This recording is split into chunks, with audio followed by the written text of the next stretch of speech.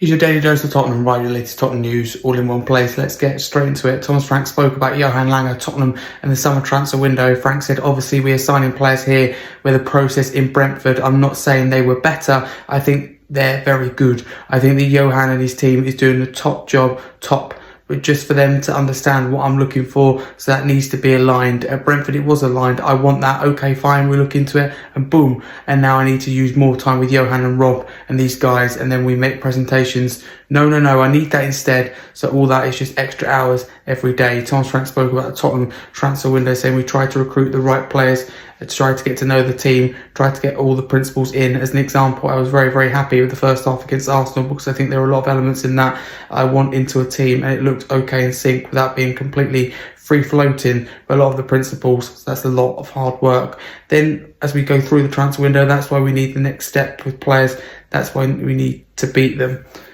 Thomas Frank on his transfer squad and how close it is to being exactly what he wants. He said, I think that's difficult. I think there's no doubt what I want, how I can say this is a big enough, small enough squad. You know what I mean? It needs to be big enough and robust enough to compete on all four tournaments because that's extremely important, but I can't have too many players. It's just so difficult to get everyone happy. It's almost impossible. And then when we also want to see if we can add enough quality, but again, we don't want to sign players that we don't think can really improve the squad.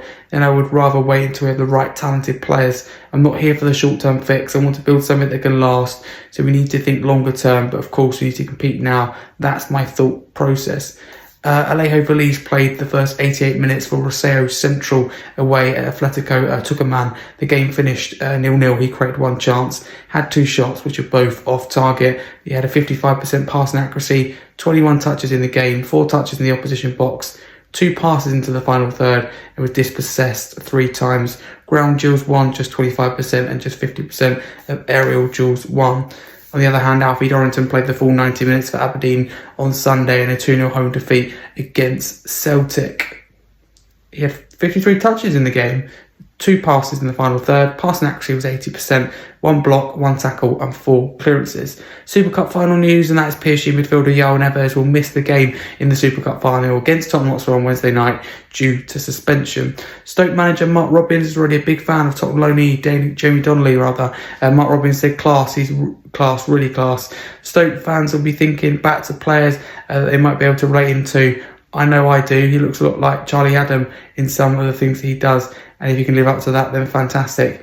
He's his own man. He's Jamie Donnelly. That's your daily dose of Tottenham. Right, your latest Tottenham news, all in one place. You're now up to date and up to Spurs.